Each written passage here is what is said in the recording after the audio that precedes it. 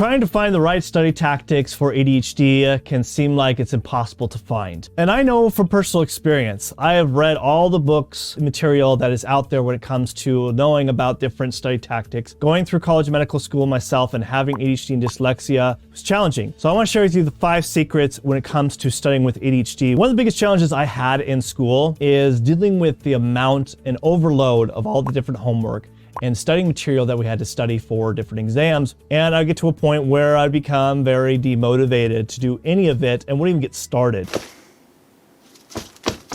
And I'd go wander off, hoping that it would eventually get done, but lo and behold, it just wouldn't. And then I'd put it off and hurry up and try to get it all done, and my grades would suffer.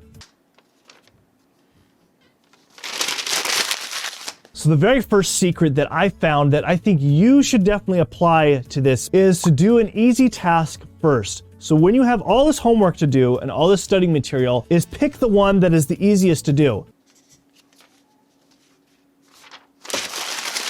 When you start doing that is you trick the brain saying, okay, all I'm going to do is 5 minutes, 10 minutes of this easy thing that I could study. And when you do that, it tricks the brain to pretty much think, okay, that's all I got to do. Great. And then while you're doing it, what I noticed is it actually has me finish doing the rest of it. So if I was doing a paper and I'm like, okay, all I got to do is come up with the title and maybe just the first paragraph. And then I get into it, I'm like, might as well just finish the rest of the paper. And that's what I would find happen more often than not. But on top of that, in order for that to really happen, is you gotta get in the mindset to be able to even start doing homework. And one of the biggest things that I need to tell you to do is get rid of this.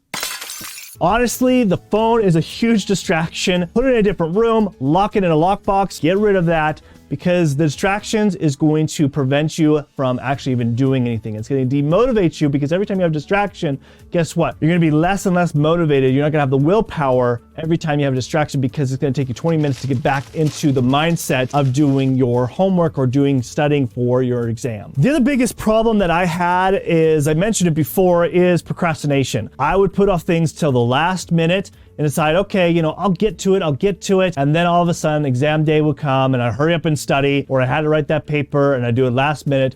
And then I'd be like, well, I've been trying to think about doing this and the ideas didn't come until the very last minute. So that's why I procrastinate. Why does that happen? Well, let me tell you, it has to do with Parkinson's law. Parkinson's law has to do with anytime you give yourself an amount of time of, like, let's say you're telling like, okay, it's taking me a month to do this. You're going to take that entire time. When maybe, honestly, it probably only takes you about 2 days to actually do a project. So what I suggest here is take advantage of our procrastination that we do with ADHD. And this is how we do this. By applying Parkinson's law, we give ourselves our own deadline. So instead of the teacher saying, oh, it's due in a month, you're gonna be like, no, it's not, it's due in a week. This is the date it's due. I'm gonna do it in 1 day. And guess what? Your brain will find a way and have those ideas if you set your own deadlines. When I did this, it made all the difference. If I felt more confident going into an exam or writing a paper when I would set my own deadlines. Now, there's a lot of information that is always bombarded by us of all these different topics that we're studying for, and it sometimes doesn't make any sense because,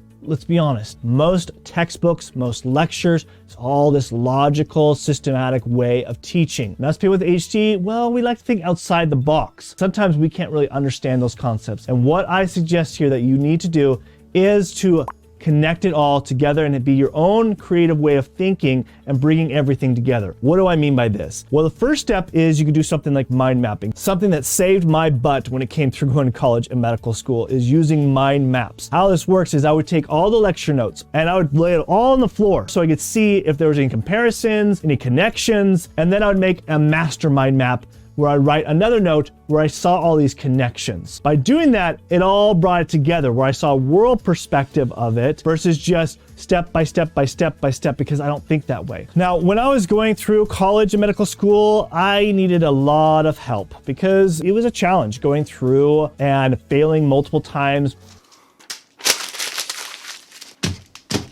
I had to retake classes. I had to seek out a lot of help, and I would seek out a lot of help from teachers. And something that I would highly encourage you to do is connect with your teachers very beginning of the semester, so that way they know your challenges. Because if you let them know your challenges, guess what? They're going to give you some ideas, some creative ideas of knowing how to study, and also how they're going to test you, especially looking and knowing how the exams are going to be prepped, because then they understand that you're putting in the effort. You make that relationship with them, and which leads into my next fifth secret is by creating practice tests. Now this, I wish I would have known early on. I didn't really start doing this until I was in medical school. This helps you put you in the mindset of the teacher, especially if you build that relationship with that teacher. Of the fourth secret, you could ask them, hey, do you have any old exams that I can look over and practice on? So then you can see their style of how they ask questions. And then maybe they can help you create questions, especially if you're visiting them a lot. Maybe they might like, ooh, I like that question, and they might actually use it. And it actually will help you know how to study when you start making practice tests. Now, going back to the mind maps, I think it's really important that you should learn the ins and outs of how to do mind mapping. So you should watch this video right here that I created